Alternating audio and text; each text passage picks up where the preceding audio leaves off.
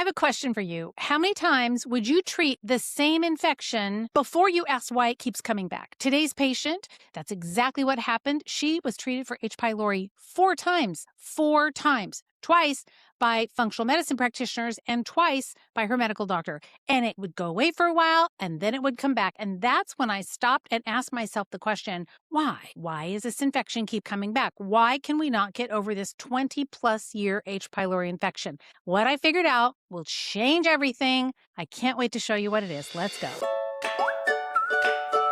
Welcome to the Clinical Entrepreneur Podcast. I'm Rhonda, your no-fluff, tell it like it is business bestie for wellness practitioners just like you who want to build a practice you love and make a bigger impact and a little money while you're at it.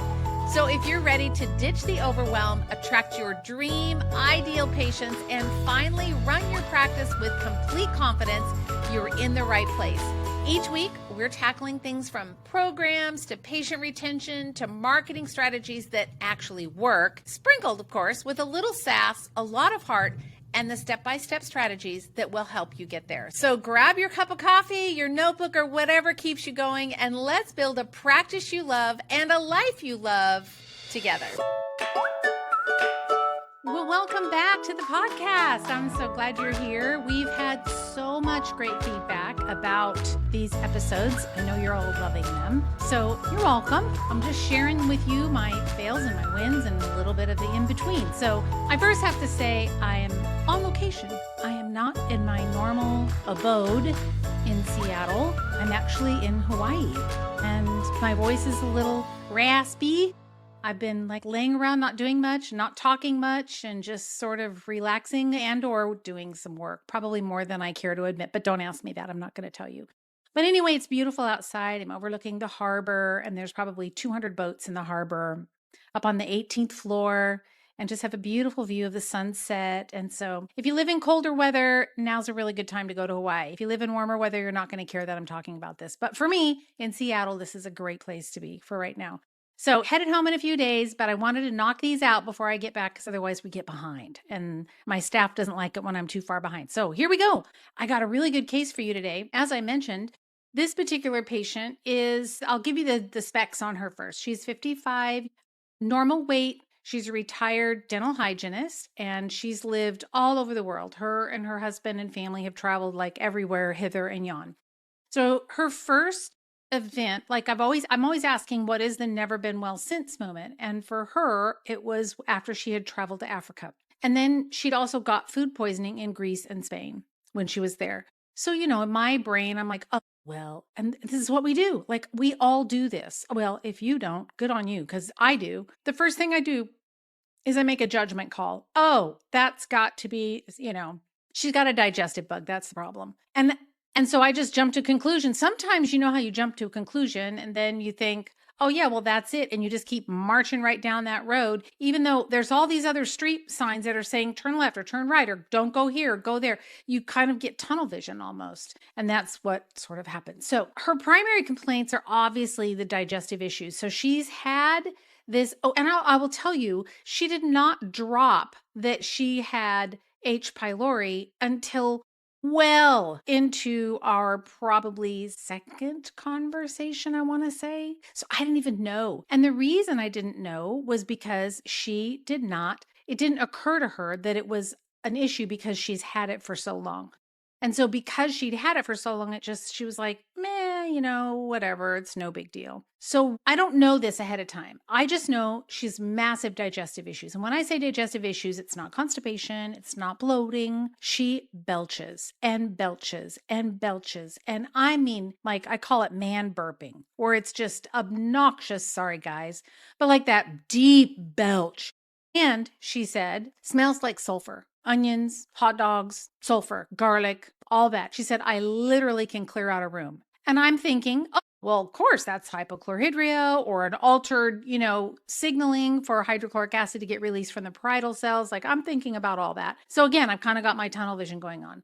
She has some belching, some gas, a little bit of reflux once in a while. She does have some food sensitivities. So I'm kind of paying attention to that. She said she's got some back and joint pain, maybe a little bit of tendinitis, maybe some tightness in her fingers, a little bit of weight gain in the mid, central area, but she is in menopause. So I kind of chalked that up to that. And she said, I can't do intense workouts and I'm not able to lose these last 5 pounds. So I thought, okay, well, all that, kind of sounds like partially hormonal. We definitely have a digestive issue. I can see where the point of origin could be when she was sick in Africa and then Greece and then Spain. So I'm kind of forming my opinion. I'm thinking, okay, well, all roads sort of point to digestion here. And I don't think I'm wrong about that. Oh, she's also concerned about her memory, but I think that was more of a a menopausal thing. So she describes her symptoms like this. She calls them flare-ups. And she said the flare-ups happen from food sensitivities. So she said, I absolutely cannot tolerate whey. No, no way, no how. It makes me have so much gut pain, I can't even live with myself. Is that okay? Gluten gives her gas and more stomach pain. The whey actually made her vomit and have diarrhea several times. She can't do any cruciferous vegetables because they make her be gassy and bloaty and give her diarrhea. She can't do fiber. Fiber makes her be horribly bloated. Now that was a key for me, and really achy. She said, my whole body aches if I eat fiber. And I'm thinking, boy, we got some inflammation happening. Possibly, she says, maybe onions and garlic, because she said, I think that the onions and garlic, when I eat them, they make my burp more odorous. Okay, fair. And she said, fried foods and sugar both she said, they will amplify anything. She said, it makes it a bazillion times worse. And I think, okay.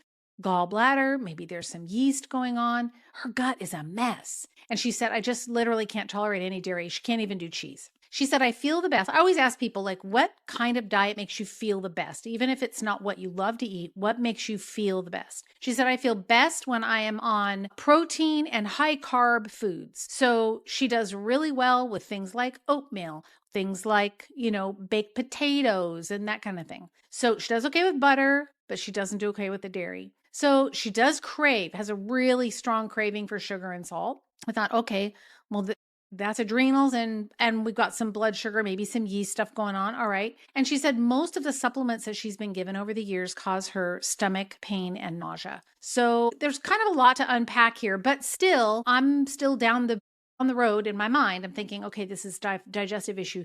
The problem is at this very moment in time, as I'm beginning to kind of get this case together, I do not know yet that she has H. pylori or that had been treated 4 times. I do not know this yet. So I march down the road and what do? I do what every self-respecting practitioner would do. And I start with upper digestion, right? This is what we do.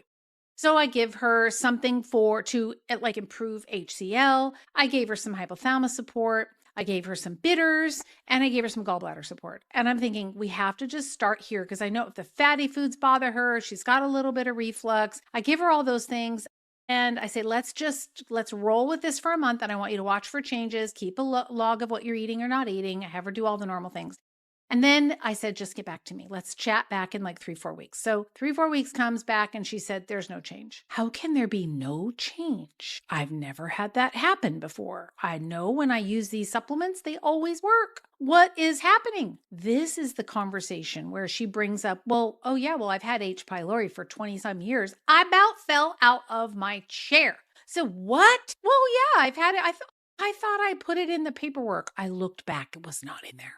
So I said, oh, well, that changes it. Tell me what they did. So she couldn't really remember the functional medicine practitioners, what they did. They just threw a bunch of supplements in her, probably much like what I just had done. And she said it just never got any better. So she said, I decided to go to the medical doctor the first time, and they use what's called the triple therapy. And that is, I think it's Pepto-Bismol, an antibiotic, and I don't remember whatever else it is. I can't remember. So they have a triple and a quadruple therapy. So they do these things. She had the triple therapy once, she had the quadruple therapy once, and it went away. Well, then I know that it's bacterial because if you do an antibiotic and it goes away, we know we're clearly dealing with a bacterial issue or something that the antibiotic targets.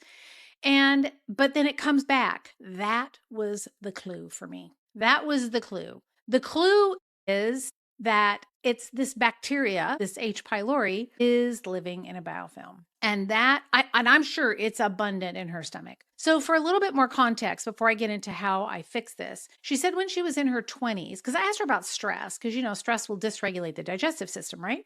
So I asked her about her stress. She said, when I was in my 20s, And her daughter was young. She was what she described as a hot mess. And the functional medicine practitioner, which just listen, this makes me so crazy. You guys know how I feel about this. The functional medicine practitioner said, your adrenals are shot. You have a whole bunch of allergies. Of course, they said she had heavy metals and parasites, because why would you not say that? Everybody said, oh, it's a parasite. It's a heavy metal.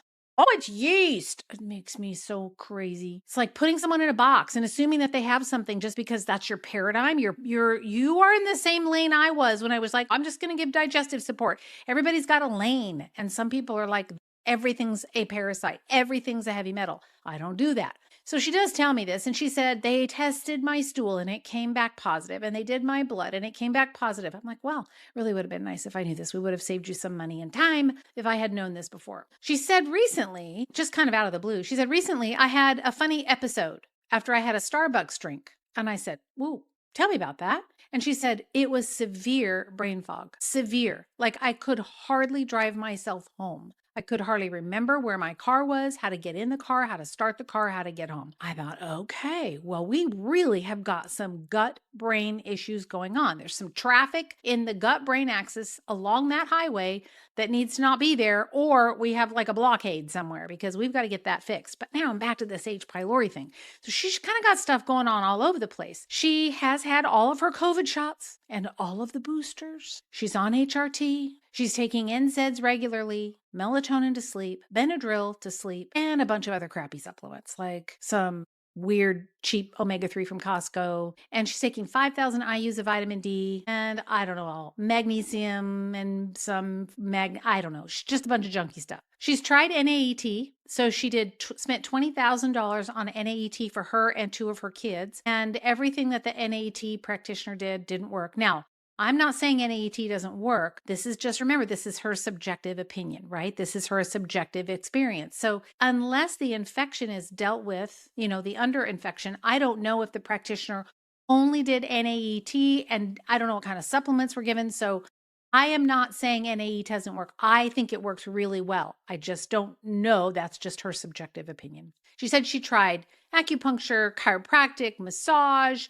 She's tried all the things. And the most recent functional medicine practitioner, as expected, had her on a heavy metal detox.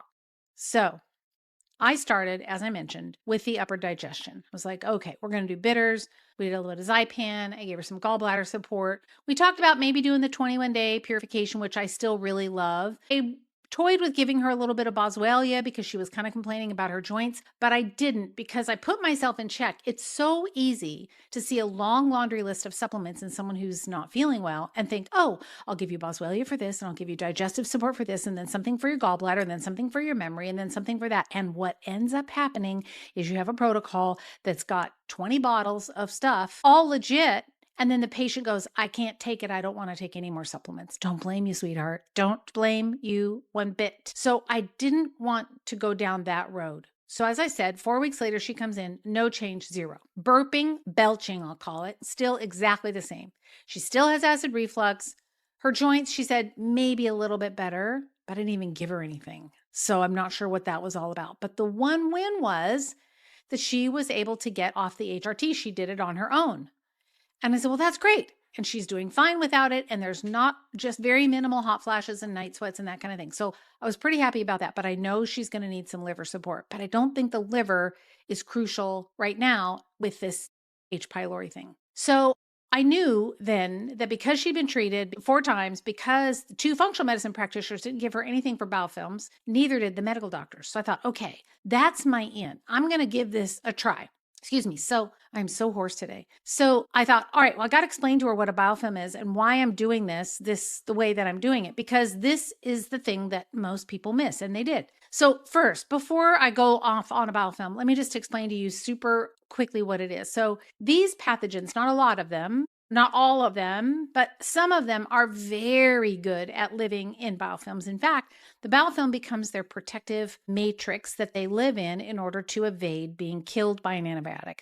That's it in a nutshell. So it's a protein casing that gets formed by the pathogen.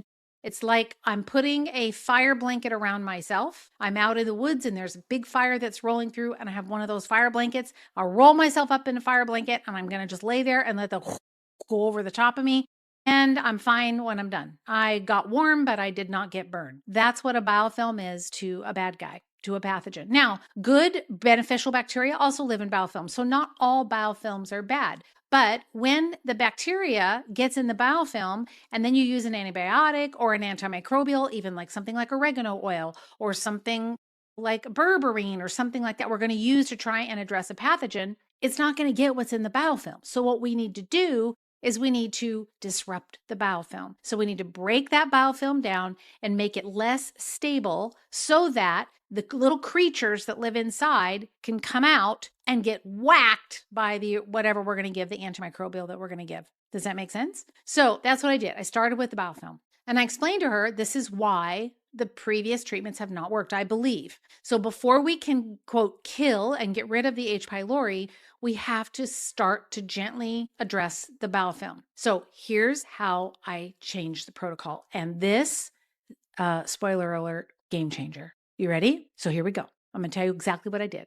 First, I thought, all right, this bad boy's been there for 20 plus years and it's been resistant to everything. So in my mind, I'm thinking this biofilm has got to be thick, robust, and occupy a lot of space. No telling where else biofilm lives. She probably has some yeast. She probably has some gut I think all of that's going on like further down in the intestinal tract, but I know I can't address what's down there if I can't get her food to break down. We still have all these food sensitivities that tells me something's up in the upper digestion. So I thought I'm going to start kind of where I was, but instead of going down the like hydrochloric acid, bile, instead of going down that pathway, because clearly that didn't work, what I'm now going to do is start with a gentle, what I called the prep and prime. And I did this for 14 days. So just 2 weeks. I did a prep and prime. Here's what I did. I gave her a biofilm disruptor. Now you can find them all over the place. Clear Labs has one, Standard Process has one, Doctors Research has one, Biotics I believe has one. You find one, the one that you like. Don't care, they'll work. Even acidophilus will work as a biofilm disruptor. So I used the one from Standard Process because she already liked Standard Process. And she said, I tolerate those supplements really well. So I said, okay, great. So I used that product. It's called Biofilm Pro Balance. So I gave her that. Now this is 2 weeks, right? I'm not doing anything to kill. This is kind of against the rule that I've stated before, like in Clinical Academy. I talk about how you have to do the biofilm disruptor and a killing agent, but I didn't want to do that this time. So I decided to do a biofilm disruptor, and then I gave her some okra pepsin, which is also from Standard Process. The reason I did that is because I'm suspecting that there's probably a lot of mucus and other secretions that are just making that stomach kind of gnarly. And the mucus, if there's enough mucus in there, that might prohibit the bacteria from adhering to the stomach wall. So this was my thinking. I thought, okay, I'm going to enhance the mucus barrier. Then I gave some mastic gum. Now, mastic gum has very very gentle antimicrobial properties, and it is specific for H. pylori. It's like, okay, I'm going to do that because I'm not going to go in with a big old machine gun to try and kill. That's not going to work. So I used the biofilm disruptor, something to help with mucus, a little bit of mastic gum, and then I gave her some S. boulardii. The S. boulardii also is a beneficial yeast, but what it does is it helps to crowd out other pathogens and it supports digestive resilience during any kind of treatment. So it's a good one to add anytime you have a gut issue. So that's all I did was those 4 things. I said, we're just going to do these for 2 weeks. Food-wise, I said, I want you to eat warm cooked foods. Nothing cold, nothing raw. Like everything has to be really easy to digest. No acai bowls for you. No. We're not doing that cold, sugary fruit in there with a whole bunch of fruit on top. No, warm cooked meals. And I said, I want you to decrease the NSAIDs, alcohol, and stay away from the foods that you know irritate you, which were like what you would think. Raw food, spicy foods, tomatoes, they were bothering her. And of course, things she's sensitive to. So she said, okay, no problem. And I said, also, I gave her a form. I said, I want you to track your symptoms. And I don't often ask people to do that because people get what I call navel gazing. And they start like mulling over and what I want to say, ruminating on, oh my gosh, I have this symptom now. And now I have this symptom. And oh my gosh, what does that mean? And then I have this. And then they can't get out of that cycle. Does that make sense? They can't get out of I got to think about it forever and ever cycle. And I didn't want that to happen either. So I said, just generally kind of keep track of what you eat and then how you're feeling. And so after 2 weeks, she did great. She said, no change in my burping, but I might be noticing a little bit less reflux and a little bit less just gastric, just not feeling well. I thought, okay, I'm on the right track. So now I moved into what I called for her the target and eliminate. And I like to give them names like this because the patients like it. And I wrote this all up for her and I gave it to her as a PDF. I said, first we're going to prep and prime. So in her mind, she's like, okay, we're just getting ready. It's like we're putting fertilizer on the soil. That's what we're doing. Now we're going to target and eliminate. Here's when I went for the big guns. We're going to continue the biofilm disruptor. We're going to continue the okra and we continue the mastic gum. But I added in, this was big. I told her, we're going to go big or go home. You have a big, huge infection here. And if we don't pull out all the stops, we're not going to make any progress. So the first thing I gave her was olive leaf extract. I used the olive leaf from Gaia. It's got a gentle antimicrobial, but it's an immune support. So I wanted to harness the immune function for this H. pylori infection. The second thing that I gave her was Biocidin from Cellcore. And I said, just start really slow with the Biocidin. The other thing that I gave her, that's my killer, right? That's one of the killers. And the other one that I've always had such great luck with is HPLR from Designs for Health. And I thought, I'm going to add in the HPLR. It's specifically formulated for H. pylori, obviously. But when she started that HPLR, I dosed it 2 twice a day. She literally came undone. And she said, I knew which one it was. So I said, okay, stop that. So, sometimes you go down a path with a protocol and you're thinking, oh yeah, this is going to work great. And then it doesn't work great. And you have to stop and, reorganize yourself and think, okay, what was the problem? Sometimes I'll just have them stop everything and then we'll add them back in one at a time because that's how I can at least see which one is causing the problem. But this case, she already knew. She's like, I know that's the one. So we took the H. pylori out, the HPLR. We just kept in the Biocidin. We kept in the olive leaf. We kept in the three from phase 1, the biofilm disruptor, the ochrapepsin, and the mastic gum. So now she's on 5 things, right? 5 supplements. And I said, if you feel a little bit more tired, you're a little headachy, you're a little bloaty, that's okay. We're kind of remodeling this digestive system. We're getting rid of some of these microbes, but the only microbes that we're getting are the ones that are outside the biofilm. We're not going after the ones inside the biofilm. This is going to take time.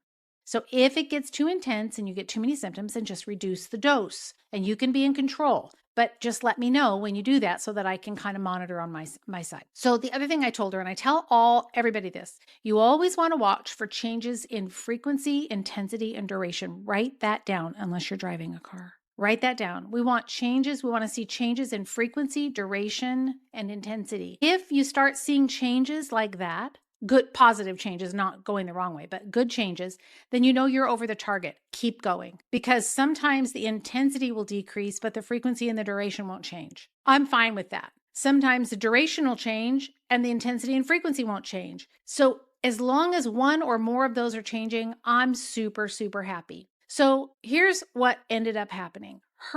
We are now in, we actually just made a change. So since I prepared this episode, there's been some more updates. I'm going to give them to you. One of them's a cliffhanger at the end. I don't know what the problem is, but I got to figure it out. Maybe if you know, you can email me and tell me. So what happened was I kept her on that protocol for about 3 months. And we ended up being able to get the H. pylori supplement, the HPLR in up to 1 in the morning and 1 at night. And she does fine. If she goes to 3 per day, crash and burn. Stomach hurts really bad. What's happened though is the belching is gone. Belching, that deep, kind of belching, gone. Now, if she has to burp, she can actually close her mouth and just burp with air. Now, she said it's still pretty odorous, but at least it's not that deep belch where there's so much air in there that she just big old fat burp. So do you see what I'm talking about with the frequency, duration, and intensity? So the intensity has changed. The frequency has also changed. She said, I was burping kind of all day long. Now, most of the time, I'm going to burp maybe a little bit after lunch, maybe a little bit, and maybe a little bit after dinner, but they're fairly small and they're silent. She said, I am so happy with that. And the other beneficial thing is that she's now able to tolerate a lot of those foods. So she's back to eating spicy food. She's doing fine with cruciferous. She's doing fine with sulfur foods like onions and garlic, which I'm thrilled with. She was going to be traveling overseas, and she said, I'm so nervous about going because traveling and not being able to make your own food, and when you have food sensitivities, it's a nightmare. I don't want to be sick. I don't want to have diarrhea. I don't want to be down with stomach pain. None of that. So she was so happy. She went on her trip and she was able to eat. And she said, I haven't felt this good in years. I'm like, yes. So now I'm going to tell you, just for the sake of telling you, what phase 3 is, which we have not started yet. Once I get this H. pylori issue resolved, and it's going to take me a hot minute, I'm going to move her into more of the gut remodeling. I'm going to bring back the S. boulardii. I'm going to do more gut repair support. I might keep in the biocidin. I don't know, but that's kind of what I'm thinking. We're going to work on mucous membranes and we're going to get the barrier back intact. You cannot tighten up a leaky barrier until you deal with infection. So people who run around, practitioners who say, oh, I'm fixing leaky gut. Oh, good for you. Did you figure out why it's leaking? You can't fix it if you don't know why. So otherwise it's going to keep leaking and you're just chasing your tail. So she's doing phenomenal. So I said, all right. So I just talked to her probably 2 weeks ago, maybe. So here's the update. Ready? This is a good part. This is what I need your help with. So what I did was I switched her up on a few things. She said, I am so tired of taking supplements. I am kind of over it. Like it makes me want to cry. I said, oh, I hear you, sister. Okay, let's do this. Which of the supplements are the most important to you that you don't want to stop? She said, I do not want to stop any of the H. pylori supplements. I said, I would agree with that. Let's keep those. I said, what else? She said, well, really like, I have her on Calm Restore from Gaia, which is for anxiety. And she said, I really like how I feel on that one. I said, great, let's stay on that one. And I'm thinking in my mind, those would have been the two things because I need to keep stress down in order to keep digestion, get her out of sympathetic state. So those would have been my two choices. And I said, for all the rest of them, just push them aside. We'll get back to them. Don't worry about spending money on supplements that you're not going to finish. We'll finish them all. Don't worry. But I said, for right now, just focus. Let's just focus on the ones that you know make the biggest difference. But she said, the thing that's still bothering me is this smelly burp. She said, I was at the grocery store the other day with a friend. My friend was probably 6 or 7 feet ahead of me down the aisle. And she said, I just had a little quiet burp. And I burped. She said, I didn't make any noise. It was just air. It just kind of came out through my nose. And she said, within maybe 15 seconds, my friend turned around and looked at me and said, did you just burp? Yeah.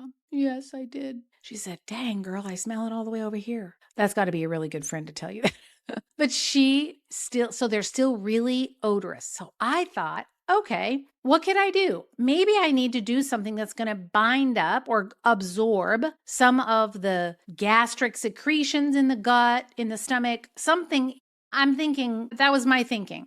And I said, okay, well, would you be okay? I want to do 2 things. One, I'd like to add some gymnema. And she was fine with that because I explained how that works for sugar craving, the magical, 10-day sugar craving cure.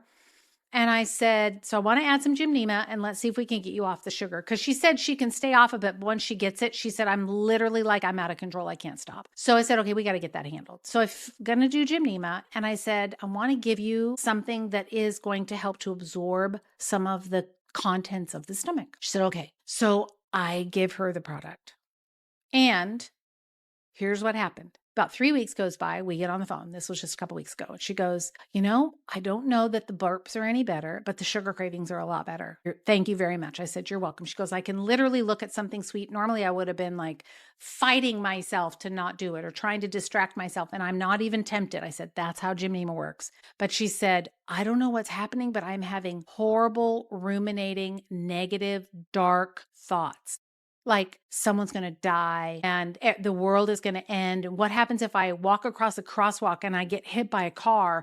And what will happen to my body? And how will they find me? And what hospital will they take me to? And what will my kids do? And what about my husband? And I better go home and I better make sure everything's all organized and ready for him because if I die, death kind of dark thoughts. And I said, well, that's weird. Have you ever had that before? And she said, well, I've always kind of tended that way. I kind of tend to be a worrier. No big surprise there. She said, I kind of tend to be a worrier, but this just is to a whole new level. It's bad. And she said, I worry about when my husband walks out the door in the morning for work, I think all day, what if he gets killed? What if he dies today? How am I gonna do this? And what's the password to his this? And how am I gonna know? And where's our money? And what?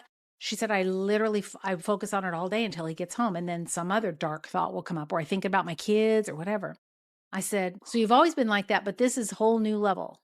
She said, yeah, I can't quit thinking about it. I said, wow, that's fascinating. I said, well, when did this start? She goes, I don't know, 3-4 weeks ago. I said, was it before Christmas or after Christmas? Because, if you can kind of pinpoint like a point in time, sometimes it helps people remember. Otherwise, they just lose context for time. And she said, it was after Christmas. And I'm looking at her protocol. I knew it wasn't the Gymnema. I knew what it was. It was that product that I gave her to absorb. And I hesitate. I'm going to tell you what the supplement was, but I kind of hesitate because I'm not saying it's a bad supplement. I've used it with other people and have not had this problem ever. This is new, brand new for me. I mean, I just don't even know. But the product was GI Adsorb from Standard Process. And I like the product. I've used it. I've taken it. No problem. But in her, when we gave it to her, it caused that dark ruminating thoughts. So I said, okay, why don't you stop taking that, give it 48 hours and let's see how you do. And 48 hours later, maybe 3 days later, she sends me a message and she said, you are a genius. She goes, that was it. It was that supplement. I stopped it, ruminating bad thoughts, negative thoughts, dark thoughts, death thoughts, gone, just like that. Wow. I don't know if I'm a genius or not, but I just figured it out based on the timeline. But I don't know why that happened. So this is my puzzle with this one. Like we're still in process with this case, but I know no one has made progress like we've made progress in the last probably 4 to 6 months. And I don't expect this is going to go away. It's going to take me a year. I don't expect it to go away fast. But remember, if I can get changes in frequency, duration, and intensity, I'm super happy. I'm happy with that. So my takeaways to you are, like as usual, if the treatment has failed before, don't do the same thing. I know that sounds logical, but we just get in the tunnel, right? Upper digestion, gallbladder support, bitter, hydrochloric acid. We just get in the tunnel vision. Heavy metals, yeast, whatever. Just stop and ask why. Why? What was different? Clearly the antibiotic therapy, the triple and the quadruple therapy, they worked for a short time. Why? The functional medicine practitioners did the same thing, kind of twice. It didn't work. Why? That is critical thinking. That's clinically critical thinking. The second thing is, don't ever forget about these biofilms. They are very, very real. And when you have any kind of underlying infection, you have to address the biofilm. And then don't just rush in. Be careful that you don't rush into the killing phase, because the killing phase, I don't think she would have been ready. I needed to kind of warm that up to go in with the big guns. So my big guns was the HPLR supplement, but I warmed it up gently with olive leaf. My big gun was biocidin, but I warmed it up gently with the Espelarti. So don't be afraid to spend a few weeks. I know we're all anxious to solve the problem, but don't be afraid to spend a few weeks and nurture the terrain. Nurture and nourish the patient. And then I think another lesson I learned with this one is, I knew it, but it just was a good reminder. When your first approach doesn't work, stop, go back and reassess, because that was what I had to do. But to my credit, I also didn't know she had H. pylori. So I don't know though, I might have still done the same thing. Hindsight's 2020. I can't be objective about that. So chasing symptoms is not the same as addressing the root cause. I know you know this, but sometimes it is so tempting because we know all the things about these supplements. We're like, we'll take this for this and this for this and this for this. And we end up managing symptoms and chasing the symptoms. And okay, fine. The patient feels better. But does that mean you're making them better? Does that mean you're really making them better? Probably not. Probably what you're doing is you're just masking the symptom by giving them a supplement. So there were 4 rounds of treatment, 4 failures, and nobody stopped to ask why. And I firmly believe that the answer was a biofilm. Because and I'm not saying me pat myself on the back, but no one had ever addressed the biofilm. And that is the only difference. I'm still giving her the antimicrobials. I'm still supporting all the normal logical places that everybody would have, but no one gave her a biofilm. And I think that was the thing. We needed to break down that protective fortress that the bacteria built around itself, like the fire blanket We needed to break that down so that I could get inside and kill whatever is in there, those bad guys that are in there. So as you know, in this clinical thinking series, I'm just giving you my cases. Like some of them are wins. This one's a win that's still in progress. Definitely a win. I've got a few more failures coming up. Don't you worry. I want you to know I have a resource for you. And I distilled down the way that I think about these cases into 6 principles. And they're the 6 kind of clinical thinking principles that I have them written down on a sticky note. They always are on my computer.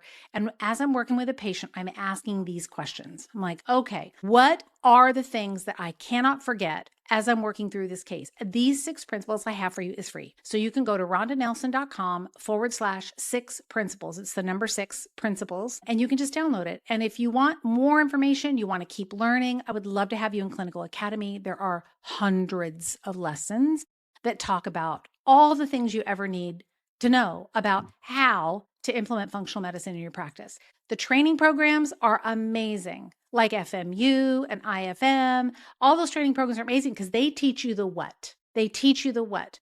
Clinical Academy gives you the how. So I'd love to have you in there. If you want more like this, you can go to rondanelson.com/clinical academy. But grab the download. It's really good. 6 principles. So rondanelson.com/6, the number 6 principles. And next week, I have probably the hardest case of this series. It's probably the hardest one. And you're just going to have to wait and listen. It's a really good one. All right, friends. Thanks for listening. I'll see you next week.